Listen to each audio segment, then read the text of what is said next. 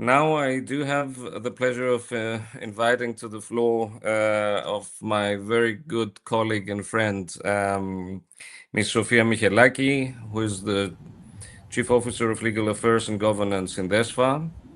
It is always a pleasure to have you with us, Sofia, and Ms. Michelaki is not always every year here with us, but I have to highlight the fact that Vesfa has also the, let's say, the sensitivity to factually also support this initiative. And I was indeed very pleased to hear many distinguished colleagues of mine from the academia that said that uh, we somehow managed all these years to bring Greece in the framework of this conference in the center of scientific debates on energy regulation. And this could not have been done without the active support of important actors as Vesfa. So, Ms. Michelaki, you have the floor. It's very interesting also to hear your presentation today.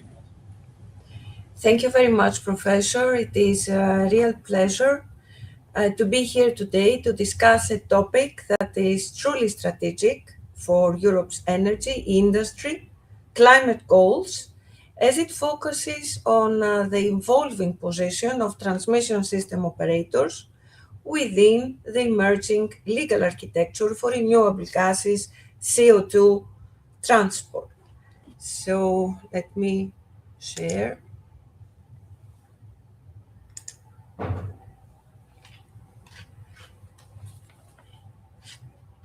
So I think it's a little bit forward.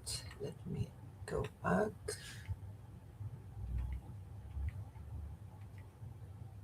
To start from the beginning. So the big picture, energy transition, as a legal, geopolitical, and industrial shift, we are moving into an era where transmission system operators are no longer simply custodians of gas pipelines.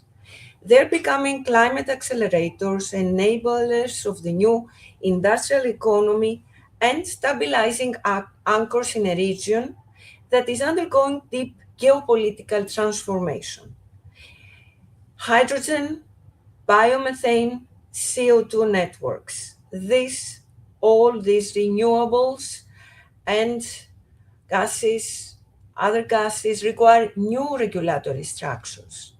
Southeast Europe is emerging as a strategic corridor for future molecule flows. The energy transition is therefore not just an engineering project. It is a legal transition, a geopolitical transition, and ultimately an exercise in institutional design, deciding who does what, under which rules, and with which responsibility all at once. Where is the EU framework today? Currently, we have EU legal instruments already. The new directive for hydrogen gas markets, the accompanying regulation, CCS directive.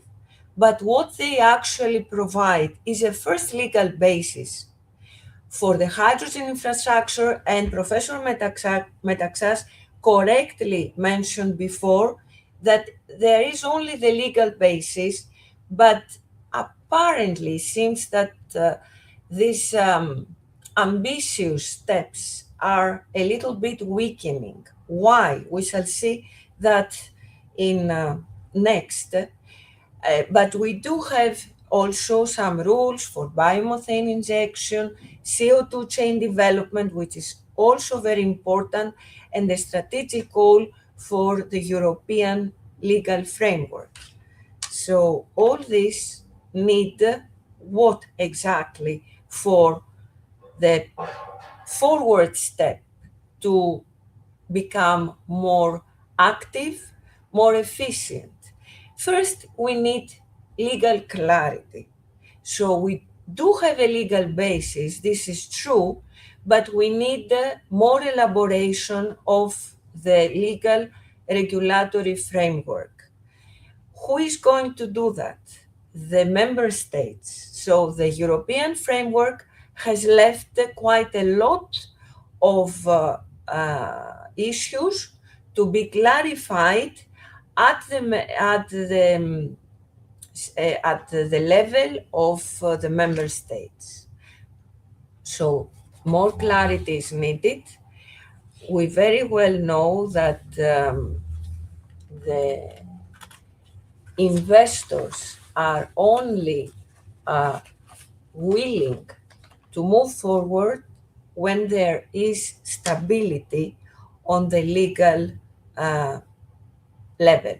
Otherwise, with secondary legislation, which, as I said, is missing at this moment, there is an investment uncertainty.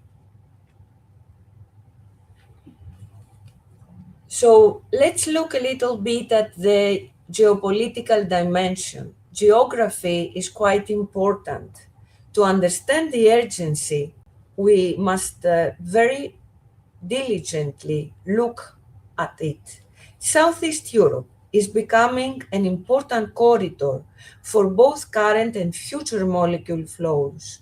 LNG already enters the continent through the region, and hydrogen imports are expected to follow.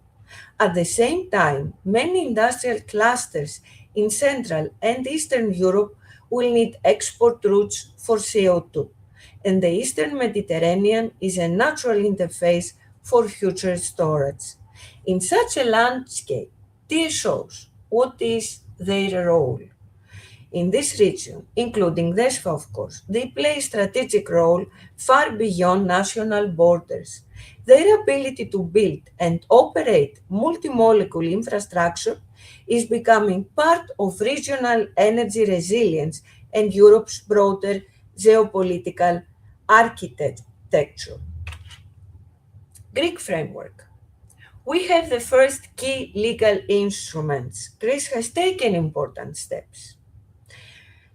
First laws are being adopted, and the draft Greek CCS law has already been voted by the parliament. So this is a good basis for hydrogen transmission, biomethane injection rules, and the CO2 value chain, where the regulatory framework needs to be further elaborated. This is secondary legislation. This means that the competent bodies, the independent authorities such as the regulator, the regulatory authority for energy, and the Ministry for Energy need to elaborate licensing model and of course, the tariff regulatory framework, very important, and the interaction of hydrogen, biomethane, and CO2 systems. So secondary regulation will determine the implementation. Key questions remain open. As I said, these issues are not the licensing, treatment of CO2, liquefaction, allocation of responsibility, liability. All these are not just technical footnotes. They are the decisions that unlock or block investments. DESFA's strategic role. The company already manages a mature natural gas system and is preparing for the gradual incorporation of biomethane through injection points. It is also preparing the basis for a dedicated hydrogen transmission network through ITRIA project and is actively contributing to the emergence of the CCS market with the Apollo CO2 project, which recently secured 170 million in support European Funds Innovation Fund for the collection of CO2 from emitters, liquefaction, shipping toward permanent storage facilities. So the new CCS law focuses mainly in storage. This is the most urgent part that needs to be and has been adopted, but we also need transportation and liquefaction.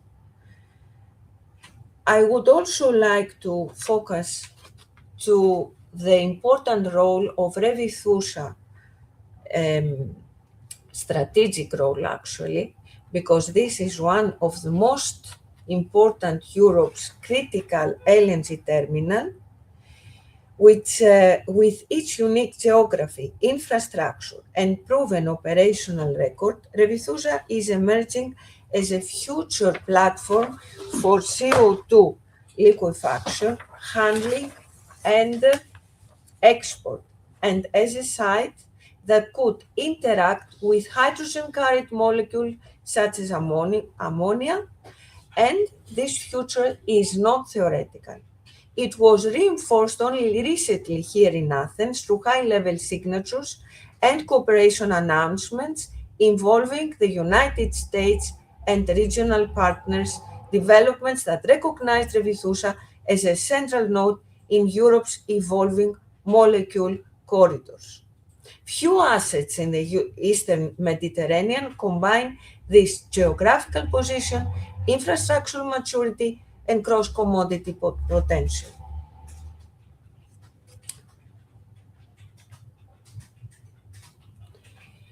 Important, let's focus a little on the important legal conditions for the transition and what TSOs all over Europe need.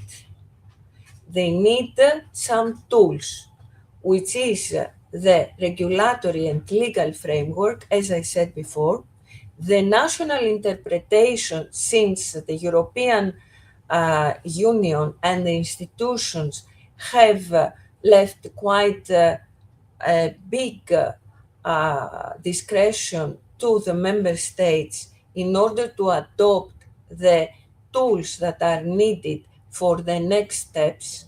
So here we need legal clarity, legal certainty, which is the foundation for investment. We can see the TSOs that are active in Europe and especially in the southeastern part of Europe. We are all very well aware of the vertical corridor and other initiatives that involve TSOs whose important competency and experience and the implementation of a very complex legal framework which the TSOs are very experienced in operating efficiently. So all this important experience is an asset that can help and contribute to the achievement of the new era, which is the goal of the European Union. It's not a TSOs only ambition and ambitious and challenging era, it is a union-wide one. So Europe needs TSOs that can act as climate accelerators. TSOs need the legal certainty in order to build the future. So each stakeholder needs to undertake all and every important responsibility and action. We need all together to work in order to achieve this new era. This is where I can finish. Hope I helped them. Thank you very much. You highlighted a very important precondition for the energy transition, which is strengthening the role of TSOs, and of course, in all aspects of the energy market, safeguarding legal safety and security, without which investments cannot be undertaken. I also welcome the very important development as regards the funding of the Apollo project. This is an interesting step as regards strengthening the CCS value chain and the work that you are doing at DESFAT together with Ecolog. It's a very significant one and has to be underlined. Thank you very much, Sofia. And perhaps if your other commitments allow it, you will have 1 or 2 minutes then to provide one or two last remarks. Thank you again, and thank through you, let's say, Vespa for this stable support that you're providing to our scientific initiative. Thank you very much. Thank you.